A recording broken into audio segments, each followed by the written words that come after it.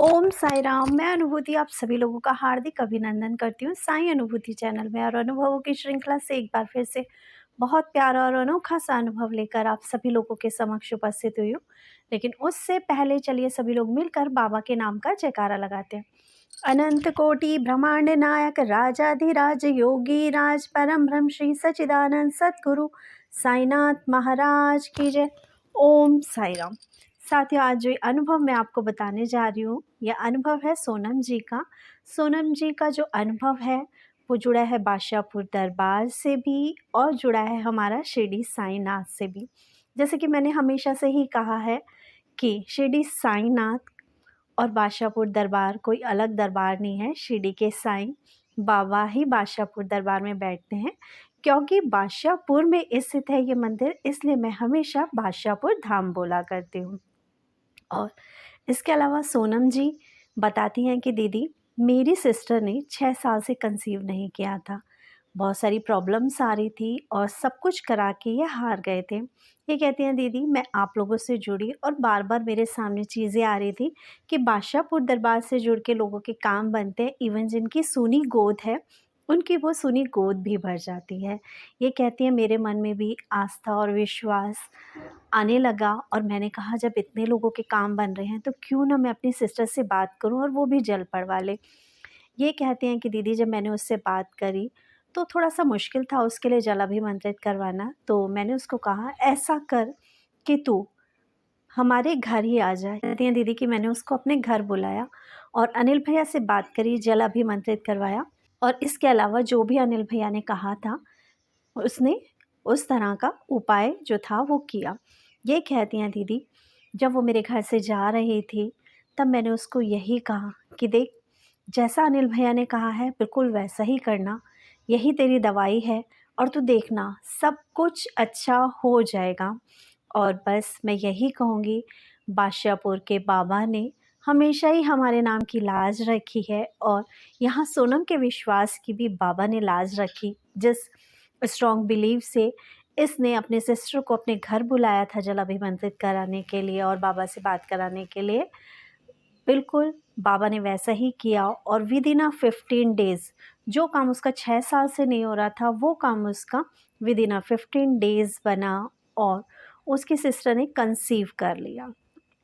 और जब उसकी सिस्टर ने कंसीव किया, उन्होंने मुझे बताया कि दीदी ऐसी ऐसी बात है। तब मैंने उसको यही कहा था कि आप पहले डॉक्टर के पास जाओ और सब कुछ सही हो उसके बाद हम आपका अनुभव शेयर करेंगे।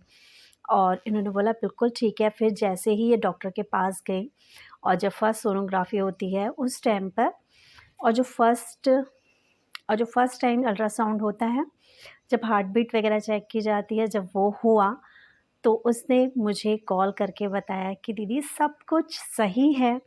और इन्होंने मुझसे जब कंसीव ही किया था तभी कहा था कि मैं बादशाहपुर वाले बाबा का भोग लगाना चाहती हूँ। तो मैंने कहा था अभी सब कुछ पहले रिपोर्ट्स वगैरह आने दो, डॉक्टर के पास जाओ, डॉक्टर क्या बताया था उसके बाद ही आप भोग लगाओगे। और जब रिपोर्ट्स वगैरह सब नॉर्मल आए और पॉजिटिव इन्फॉर्मेशन डॉक्टर की तरफ से भी इनको मिली, तो इन्होंने बाबा के भोग के लिए पैसे भेजे थे और इन्होंने कहा था काजू कतली का भोग लगा देना।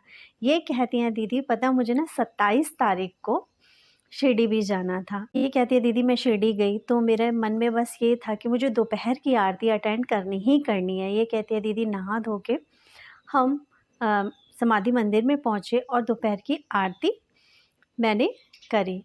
ये कहती है उसके बाद दीदी जैसे एग्ज़िट करने लग जाते हैं वैसे ही जब करने लगी तो अचानक से एक पंडित ने मुझे बुलाया और उसने मेरे हाथ में बाबा का भोग की काजू कतली रखी। ये कहती हैं उस काजू कतली को देख के, प्रसाद को देख के मेरी आँखें नम हो गई और मैं आश्चर्यचकित हो गई कि भोग तो मैंने बादशाहपुर दरबार में लगाया था, लेकिन देखो ना काजू कतली मुझे शिरडी साईनाथ के पास से मिल रही है। जैसे कि मैंने कहा ही था कि शिरडी साईनाथ को और बादशाहपुर धाम कोई अलग-अलग धाम नहीं है। शिरडी साईनाथ साक्षात रूप में विराजमान होते हैं हमारे बादशाहपुर धाम में।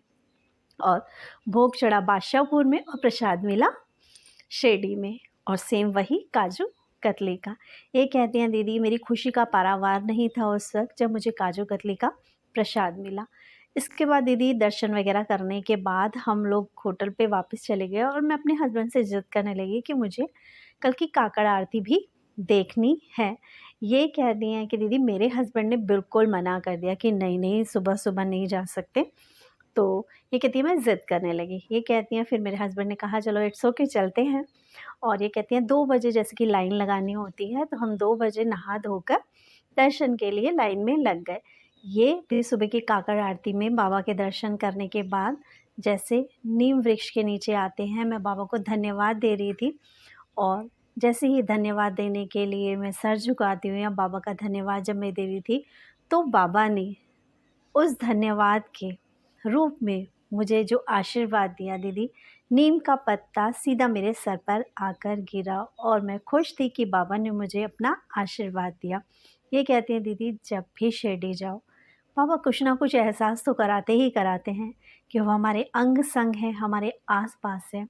ये कहती हैं दीदी मैं धन्यवाद देती हूँ अपने शिरडी साईंनाथ का, बादशाहपुर धाम का, जिसने हमारी इतने सालों की जो इच्छा थी मेरी सिस्टर की, वो पूरी करी।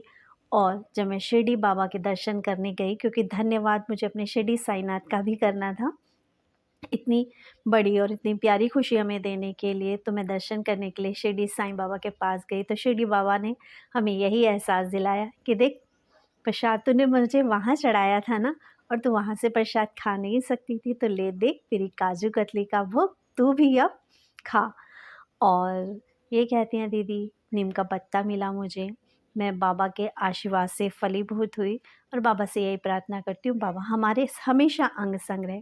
यहाँ पर मैं सोनम जी आपके लिए यही प्रार्थना करूँगी कि जिस तरह से आपने अपनी सिस्टर के लिए पूरे दिल से दुआ करी थी, शायद ये उसी दुआ का रंग है जो काम 6 साल से नहीं हो रहा था, आपके उसे कटुट विश्वास ने जो आपने किसी पल किसी क्षण बादशाहपुर दरबार पे दिखाया होगा और बाबा से प्रार्थना करी होगी, उसका फल ही आज आपकी सिस्टर को मिल रहा है। और सभी साईं डिवोटीज़ जो भी इस अनुभव को सुन रहे हैं, साईंनाथ से प्रार्थना करते हैं कि बाबा इनकी सिस्टर के हाथ में अच्छा हष्ट पुष्ट खेलता हुआ मुस्कुराता हुआ नन्हा सा बच्चा है जो इनके जीवन को संपूर्ण बनाएगा।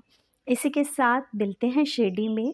जैसे कि आप सभी लोगों को पता है 13 जून से लेकर 21 जून तक अनिल भैया शिरडी की यात्रा पे हैं। 14 तारीख को वो शिरडी पहुंच जाएंगे और 20 तारीख तक कंटिन्यूसली शिरडी में रहेंगे। इसके अलावा 21 की मॉर्निंग की उनको जो दोपहर वाली होती है वो गाड़ी वापसी की है।